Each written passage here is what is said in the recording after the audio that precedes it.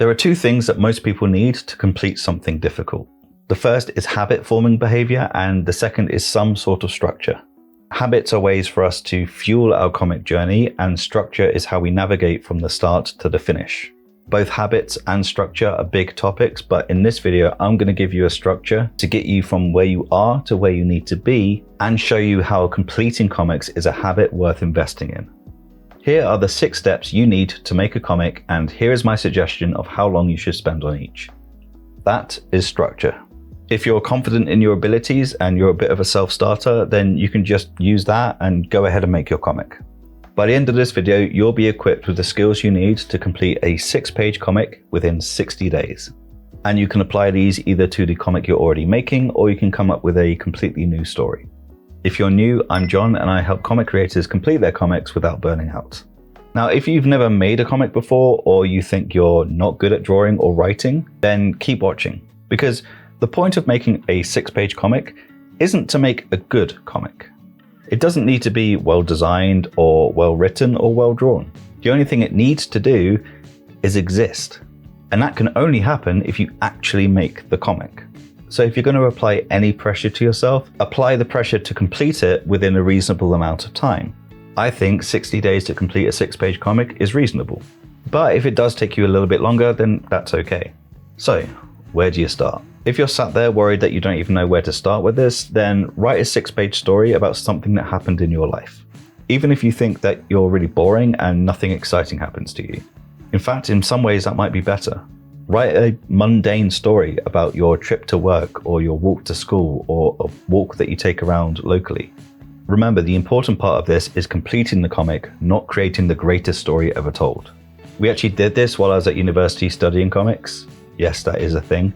And it's a really easy way with coming up with ideas without trying to conjure up something that's going to be the next best thing.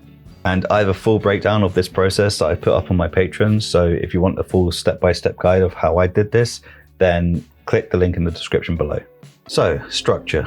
This is how I would apply the 6-step structure to create a comic. I have a full-time job, a daughter with special needs, and a wife, so I understand that you're probably time poor. This is the time poor structure for comic creators. I'm able to carve out roughly about 2 hours per day to work on my comic. Maybe you can carve out more, maybe less. You do not have to find 2 hours in your day if that's not possible for you right now. Instead, we need to apply Parkinson's law, which is that work expands to fill the available time.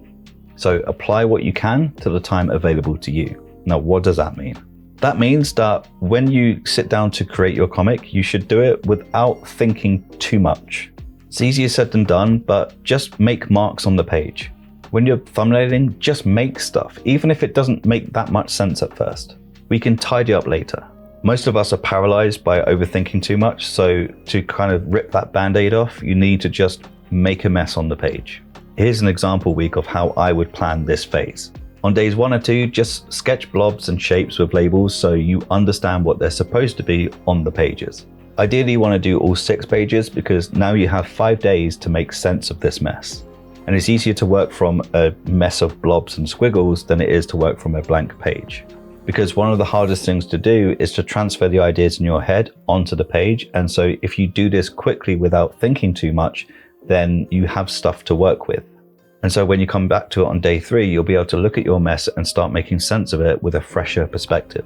Simply keep the ideas that you like and rework the ideas that you don't. You have 4 days to do this, so you could do 2 pages per day with an extra day at the end of the week to make any additional changes that you feel are necessary.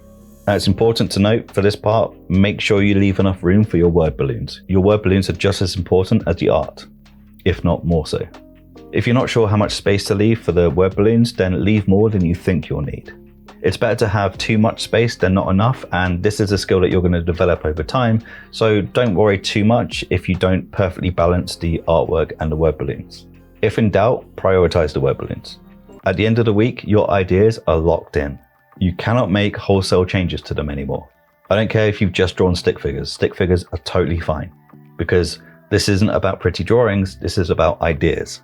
And now for the next 2 weeks, I want you to develop your ideas so that they're recognizable. That's your only goal here. Again, you're not trying to make beautiful illustrations, you're just trying to make those blobs and scribbles that you made into recognizable things. So if a blob was supposed to be a car, just make sure that that's recognizably a car. It doesn't have to be perfect, but if somebody else is looking at it, are they going to know that that's a car or not? If the answer is yes, you've done your job. Also at this point, remember to include your word balloons, and now it's time to make sure that they actually fit the words in there, because that's going to massively dictate your composition. Remember, if in doubt, favor the word balloons. At this point, you're 30 days in and you kind of already have a comic. If that's as far as you want to take it, then great. But if you want to see it through, the next thing we need to do is ink it. I might get some heat for this, but inking in its most simple form is mostly about applying line weight to the pencils. Because the ideas and the drawings are already there, we're just enhancing them and making them stand out and look more dynamic. I have a video on line weight if you want to know more about that, which I'll link to in the description. Now, particularly if you're doing this traditionally, but even if you're not, you might get paralyzed by the permanence of ink. One of the reasons why inking is so intimidating, even if you're doing it digitally and you have the option to Control Z everything, it's still intimidating because whatever lines you decide on, they're the lines that the audience is going to see. They're not really going to see the pencils and they're definitely not going to see the thumbnails, so it doesn't have that same kind of pressure. And that can make us freeze and not want to do it, or when we do it, we're really nervous, and that shows up in the line work. The two reasons why you have really sketchy lines when you ink instead of nice dynamic flowing lines is one, because you haven't practiced enough and you're not using your entire arm, and the other one is because you're nervous. Now, both of these things require time to get over, and so if you're new, just accept that your lines are not going to look like the professionals, nor should they. The inks don't need to look dynamic, they just need to get done. That's the only pressure we're applying to ourselves. It doesn't really matter what it looks like, it matters that we've gone through the process. And besides, flaws are more interesting than perfect lines. Now, I recommend that you give yourself a week to ink because it kind of forces you into that action. You've only got 7 days to ink 6 pages, so you've just got to do it. Don't overthink it, don't worry too much about how your lines are going to turn out, just ink. Just do the thing. Now, you don't need to learn inking techniques or anything like that, so just ink with your gut. Do what you feel is the right thing. Even if that's just literally tracing exactly your pencils, fine. The only thing to remind yourself of while you're inking your pages isn't to think, does this look good? It's to think, is this understandable? Remember that as long as people can read the letters and they can understand the drawings, you've done your job. As for coloring, I also recommend that you give yourself a week to do this. I recommend that you color in a really simple way, don't overcomplicate it. A flat color and a shadow color is all you need to make things appear three-dimensional. But if you want to add more, then feel free to. But to start with, just start with one flat color and one shadow color. And if you don't want to color it at all, then try applying gray tones to your work instead. And again, same rule, start with a medium gray and a dark gray, and that's it. The reason we want to do this is because the gray tones help separate the drawings from the characters and the backgrounds, for example. And especially considering you're probably not a hugely experienced inker, then your artwork could do with the extra help that the gray tones will give by lifting the characters away from the backgrounds. If you're doing this traditionally, including the coloring, then obviously this is going to take you longer, but that's okay. Just give yourself the extra time that you need. And congratulations, you now have a comic. Now, I didn't really go into the specifics of how to pencil or how to ink or anything like that for a very specific reason. In my view, technique comes after experience. This might sound counterintuitive, so let me explain. Most of us start with technique, so we'll go to Google and we'll type something like how to ink comics, and then we'll spend months or maybe even years learning through tutorials or videos or articles or books. And then we'll move on to flatting and coloring and penciling and thumbnailing and word balloons and all the other elements that go into making a comic, including script writing. The main problem with that is that you're spending all that time learning all the techniques, but you're not spending any time applying the techniques, which is arguably more important. Because the mindset and the psychology that goes into sticking with a comic for a very, very long time, especially if it's your own idea, is something that you need to practice. And so many people, I'd say like the vast majority of people who make their first comics, myself very much included, make a comic that is way too long and way too ambitious because we think, well, I know how to draw, so a comic should be easy. And then we start to make a comic and we find out. Another reason why we should put experience before technique, and by experience, I mean just making the comic, is because you're probably never going to be fully satisfied with your technique. I'm not satisfied with how I draw. I feel that I've got a huge amount of improvements to go. And so if I just relied on my technique to get me through, then I'm not going to have a good time making my comic. Another benefit of doing the comic first is that while you're making your comic, you're going to really notice what you're struggling with the most. And that informs what you should then Google. So rather than thinking, okay, I'm just going to learn based on what YouTube or another algorithm feeds me, you're learning based on your individual needs as a comic creator. Now, just imagine that in 60 days time, you could have a comic that you could reasonably print and people could read. Not only does that make you an official comic creator, which is kind of cool, it also provides you with so much data that your development is going to skyrocket off the back of it. Because when it comes to learning techniques, all technique does is problem solve. Like, artists at their core are problem solvers. And it's hard to solve a problem when you're not entirely sure what that problem is. So make the comic, find out, learn a technique. For example, if you found that your hand was really cramping when it came to the inking part, maybe that means that you could learn penmanship for a while and how to use the entire arm to draw fluid, nice lines. And as well as doing that practice work where you're learning the techniques and doing the exercises, you could apply that to your next 6-page comic. So if you wanted to focus on inking, create another 6-page comic, go through the steps, but give yourself a little bit longer for the inking so you can also apply this new technique. Not only will you quickly learn how to create comics, but you'll be left with not 1, but 2 comics. And just because you're focusing on one aspect, like inking, doesn't mean you're not also learning all the other things that go into making a comic. So for example, earlier I spoke about the balance between artwork and word balloons. That's going to become intuitive over time because you're going to remember that a particular sized word balloon will fit a certain amount of letters in it. And that will dictate where the word balloon is, but also it will dictate the composition of the panel. And you're going to learn how to do that better, much more by actually doing it as opposed to watching a video or reading a book. Those things can help, obviously, but doing it is better.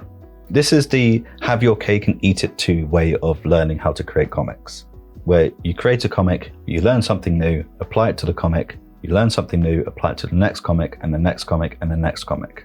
Which means that you're increasing your knowledge and your skills, and you're also increasing your portfolio of comics that you've made. And when you finish making your 6-page comics, you can print them. They were the 6-page comics that I made while I was learning at university, and I decided to combine them into one comic and print them, and then try and sell them, which I did. That I know that you're ambitious, and I know that you want to create your epic story, and you need more than 6 pages to do that. But unless you've already created an epic story that's like 50, 100 or 200 pages long, then you won't know what you're getting yourself into, and you're very likely to hit a roadblock, which more often than not, you won't get past. And because you're slowly but surely creating these 6-page comics, then that sets you up to create a 12-page comic or an 18-page comic or a 24-page comic or a 100-page comic. Because you've learned all these skills, you've applied them along the way, and you've proven yourself over and over and over again that you know how to complete a comic. The easiest thing in the world is to start a comic. You could start a comic right now, easy. One of the hardest things in the world is completing them. And in fact, I went from these 6-page comics to an 18-page comic. I dropped it. And this was significantly easier to do because I'd already built up all that experience and I knew what it took to start and finish a comic. There are lots of really great comic creators on YouTube, and they all have really good resources that you can use to learn techniques and apply them to your comics. I have a couple of videos on this channel as well about the more mechanical side of making comics, which I'll link to in a playlist in the description. I've also started creating Patreon exclusive videos as voted for by my patrons. I think one of the hardest things about learning how to make comics is that you don't know how to find the answers because you don't even know what questions to ask. And that's one of the reasons why I'm making the videos for Patreon, because it's not me deciding which videos to make, it's them. So therefore it feels like I'm serving them more directly. Compared to YouTube, where you're just sort of talking to a really broad audience, and I don't know what stage you are in your comic creating career. Maybe you've just started, maybe you've been doing this for a couple of years. I have no idea. But what I do know is that whether you're starting right now or you've been at it for a couple of years, you're going to need to use references as you make your stuff. And if you're not careful, then you may become too reliant on references, which is what this month's video is about. So, I feel like I'm putting loads of stuff in the description, but a link to that is also in the description to this video. We've established that the single hardest thing to do with comics is to complete them. And most people who can't complete their comics got to a point in their comic creation process where the doubts really started to creep in and they just became exhausted by it and fizzled out. So watch this video next to avoid that and feel great about your comic no matter what.